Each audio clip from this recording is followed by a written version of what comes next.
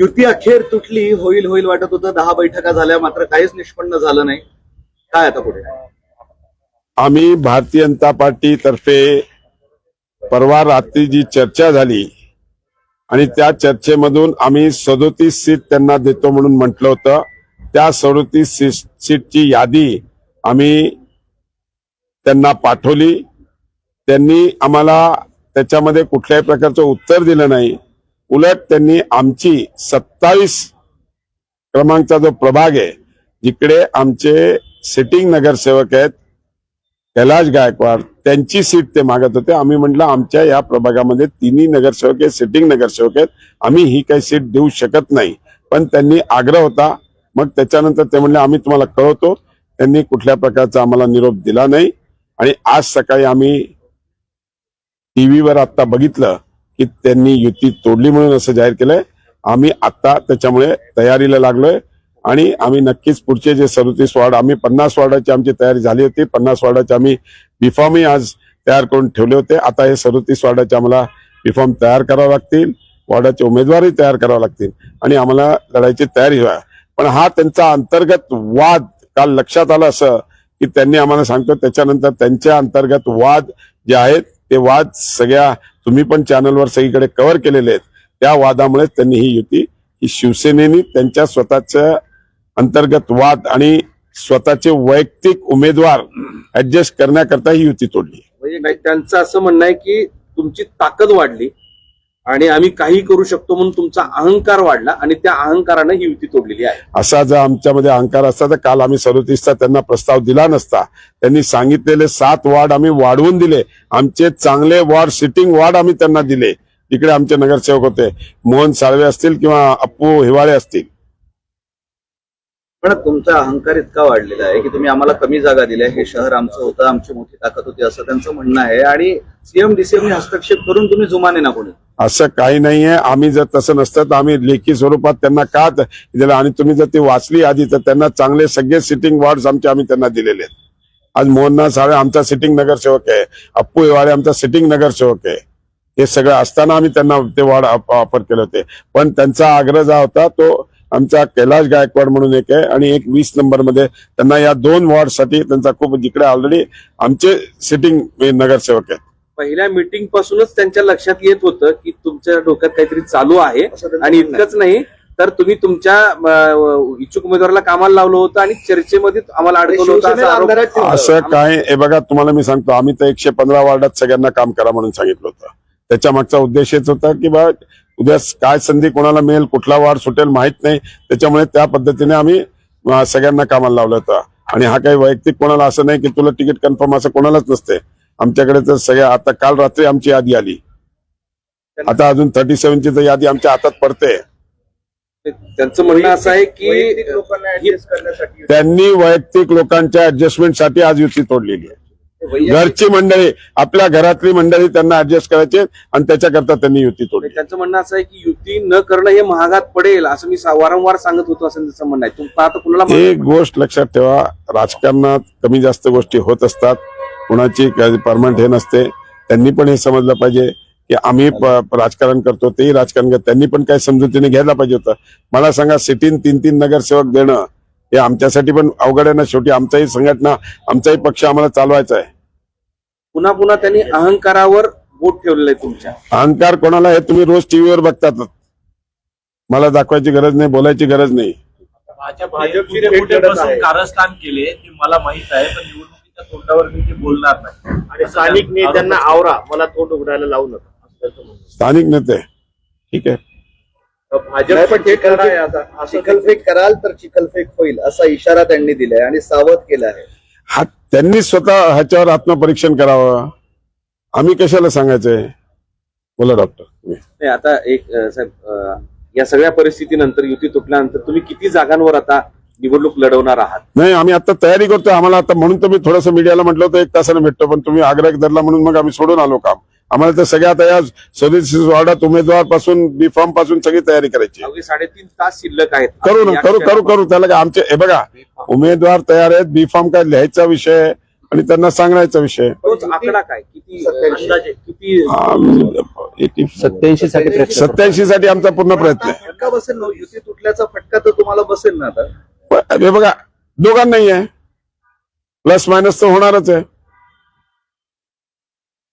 अजूनही काही आहे शक्यता? नाही, आता काय त्यांनी जाहीर केलं, त्यांनी बीफॉर्म इश्यू करून टाकले. ते म्हणतात तुम्ही बी फॉर्म आधी दिले ते म्हणून. म्हणतात कोण? युती तुटली. अरे अजून तर आमचे जे 50 आहेत त्यांचाही बीफॉर्म आम्ही दिलेला नाही अजूनपर्यंत. असं आहे. आता आम्ही 12 वाजता सगळे इश्यू करणार आहोत. ते म्हणतात तुम्ही तोडली, तुम्ही म्हणतात त्यांनी तोडली, एकमेकांवर आरोप. साहेब, एक लक्षात ठेवा, आम्ही 37 ची यादी लेखीमध्ये त्यांना दिलेली आहे ठरल्याप्रमाणे. आता तुम्ही मला सांगा, ज्यावेळेस रात्री 37 ठरली, सकाळी तुम्ही परत म्हणतात की आम्हाला तो कैलाश गायकवाडचा पण पाहिजे, आम्हाला तो 20चा पण पाहिजे. हे बरोबर नाही ना. जो आकडा ठरला त्या आकड्यावर आपण स्टिक राहिलं पाहिजे. रोज एक एक वाढ तुम्ही वाढवत जाल. आणि मला सांगा, राजकारणात सिटिंग नगरसेवक ज्या पक्षाचा असतो किंवा एखादा सिटिंग आमदार असला तर तो सोडणं हे एथिकली करेक्ट आहे का, एवढं सांगा. बरोबर आहे. तुम्हाला म्हणतायत रात्री तुम्ही प्रस्ताव दिला त्यांनी काही बदल सांगितले आणि त्यांनी दिवसभर वाट पाहिली, मात्र तुमच्याकडनं निरोपच नाही आला. असं नाहीये. त्यांचं आमचं बोलणं झालं, त्याच्यातही एक बदल करून आम्ही त्यांना दिला, 37 करून दिले. त्यानंतर परत 8 नंबर मध्ये हा नको, हा पाहिजे, 11 नंबर मध्ये हा नको, हा पाहिजे. म्हणजे प्रत्येकाच्या वैयक्तिक त्यांचे मंडळींचा त्यांना सेव्ह करण्याकरता हा नको, हा नको, हा असे त्यांनी 4 प्रस्ताव पाठवले. घरातल्याच लोकांना ऍडजस्ट करता येते. येस. बरं साहेब, युती तुटली, चांगलं झालं का अडचणीच्या नाही, आजच्या दोघांसाठी आम्ही मित्रपक्ष आहोत. आम्ही शेवटी सत्तेत एकत्र आहोत. आज आम्हाला प्रचार करताना पण आम्ही प्रचारामध्ये आमच्या विकासाच्या मुद्द्यावर, या शहराच्या विकासावर आम्ही मैत्रीपूर्ण लढत नसणार आहे, आम्ही आता थेट लढणार आहोत, जसं तसं उत्तर देणार आहोत. ठीक आहे ना, करून त्याच्यात काय आहे. हे बघा, आम्ही विकासावर लढणार आहोत. आम्हाला काय याच्यात राजकारण नाही. आम्ही शहराचा विकास, येणारं शहर जे DMIC मध्ये आज 52,000 कोटीचे उद्योग येत आहेत, येणाऱ्या काळामध्ये या शहरामध्ये युवकांना, बेरोजगार युवकांना संधी मिळावी, हे शहर विकसित कसं करता येईल त्याकरता, त्याच्यावर आम्ही मेनली काम करणार. युती त्यांनी तोडली असं तुमचं म्हणणं? 100% त्यांनी तोडली. त्यांनी आम्हाला अंधारात ठेवलं. ओके. त्यांनी बीफॉर्म इश्यू करायला सुरुवात केली. एक मिनिट सांगा साहेब. मुख्यमंत्री आणि उपमुख्यमंत्री दोघांनी या युतीसाठी प्रयत्न केले, तर त्यांनी उपमुख्यमंत्र्यांचं ऐकलं नाही की तुम्ही मुख्यमंत्र्यांचं ऐकलं? आम्हाला जो आकडा त्यावेळेस दोघांनी ठरवला तो 37चा आकडा होता. ते 37 आम्ही आकडा त्यांना तयार करून पाठवला. त्याच्यानंतर त्यांनी नवीन रोज एक मागणी करून हे केली. ठीक आहे. किती परिणाम संभाजीनगर शहरामध्ये शिवसेनेच्या वतीनं आत्ता सकाळी 9 वाजता जाहीर करण्यात आलं युती तुटलेली आहे. खरं तर हे आमच्यासाठी अनपेक्षित गोष्ट होती आणि आमच्यासाठी हा धक्काच. युती व्हावी म्हणून वारंवार आम्ही प्रयत्न केले, 10 बैठका झाल्या आणि 28 तारखेला रात्री माननीय मुख्यमंत्री साहेबांचे OSD राजेंद्र साबळे यांच्या मार्फत आम्ही तिथं 3 तास चर्चा केली आणि त्या बैठकीमध्ये जो काय डिफरन्स होता 2-4 वाटाचा, तो डिफरन्स माननीय मुख्यमंत्री साहेबांच्या कानावर टाकला, त्यांनी उपमुख्यमंत्री साहेबांच्या कानावर टाकला आणि एक आकडा ठरला 37, 28च्या रात्री. आणि तोच आकडा ठरलेला आम्ही काल त्यांना प्रस्ताव दिला, साधारण 12-1च्या आसपास दिला असेल, 1-2च्या आसपास. पण संध्याकाळी वाट पाहिली, रात्री वाट पाहिली, त्याच्यातून त्यांनी काही आम्हाला प्रतिसाद उत्तर दिलं नाही. आणि आता सकाळी एकदम ही युती तुटली जाहीर केलं. आता युती तुटल्यानंतर आम्हाला तर लढाई करणंच आहे, म्हणून आमची पूर्ण तयारी आहे. आमच्याकडून अजून एकही बीफॉर्म दिलेलं नाही.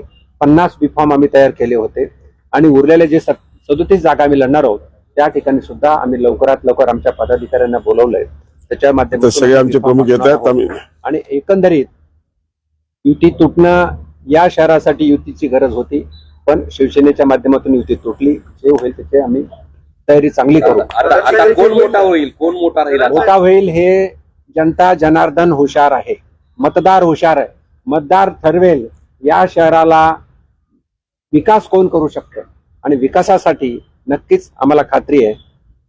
पोस्ट इलेक्शनचे सगळे पर्याय खुले आहेत ना? पोस्ट इलेक्शन सगळे पर्याय खुले आहेत ना? पोस्ट इलेक्शन तर नेते नाही घेतील.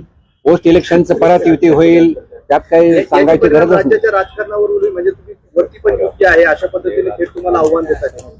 नाही, वर्षा युतीबद्दल आम्ही काहीच बोलणार नाही. मी म्हटलं ना ते शहरापुरतं आमचे बोलतोय. मित्र पक्ष आहेत वरती शहरापुरतंच बोलणार. शहरात असतात आता नगरपालिकेमध्ये पण आम्ही अनेक ठिकाणी वेगळे वेगळे लढलो. तुम्ही मित्र म्हणताय ते मात्र आता शत्रूच्या भूमिकेत ठीक आहे ना, त्यांना शत्रूचे शेवटी मुख्यमंत्री ठरवतील. विषय असा होता, प्रत्येक वेळेस त्यांनी प्रस्ताव बदलला. कारण माननीय पालकमंत्री एक सांगायचे, त्यांच्याच नंतर ऋषिकेश जयस्वाल एक सांगायचे आणि खासदार साहेब वेगळे सांगायचे, तीन जंजाळ साहेब वेगळे सांगायचे. त्यांच्याकडे तुम्ही बोलता मी सुद्धा खासदार आहे. चौघांनी मिळून जर प्रस्ताव आम्हाला दिला असता, चौघाकडून एकच जागा आल्या असत्या, हे 10 बैठका सुद्धा झाल्या नसत्या आमच्याकडे. समजा आता प्रभारी अतुलजी आहेत, आम्ही सर्व बैठक घेत होतो, आम्ही 6 जण बसायचो, 6 जण ते सांगत होते, आम्ही ऐकत होतो. पण त्यांनी सगळ्यांनी एकत्र येऊन एक प्रस्ताव द्यायला पाहिजे होता, आणि तो प्रस्ताव आम्ही मान्यच केला असता. प्रत्येक बैठकीमध्ये माननीय पालकमंत्र्यांचा, नंतर ऋषिकेश जयस्वालांचं, नंतर राजेंद्र जंजाळांचं, आणि एका बैठकीला खासदार साहेब होते. मी तो खासदार आहे म्हणे, हे घ्या हे घ्या ते घ्या. म्हणजे त्यांनी लिहून आणायला पाहिजे होतं, ते द्यायला पाहिजे होतं. ते कधीही झालं नाही. आणि शेवटची बैठक झाली, त्या बैठकीत जे ठरलं ते आम्ही त्यांना लिहून दिलं, बाबा हे तुम्हाला मागितलं, आम्ही दिलेलं आहे, याच्यावर मान्य करावं.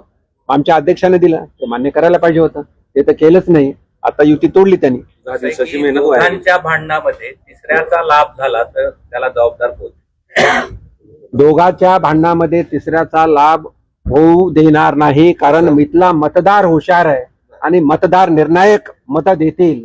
मतदारांना कल्पना आहे की शहराच्या विकासासाठी जे आमच्या मार्फत जे काम होऊ शकतं, जे काम झालेलं आहे आणि जे होणार आहे, ते मतदारांना कळतं. केंद्रीय लेवलला असेल किंवा राज्य लेवलला असेल, म्हणून मतदार नक्कीच आम्हाला काय नंतर भाजपला साथ. शहराच्या विकासासाठी कुठल्याही प्रकारचा खोडा येणार नाही. Thank you sir, thank you so much. धन्यवाद. आता बसा. हे चहा मागवली का? बंद केला रे. 3.5 तास आम्हाला आम्ही यादी काढली ना. आवाज बंद.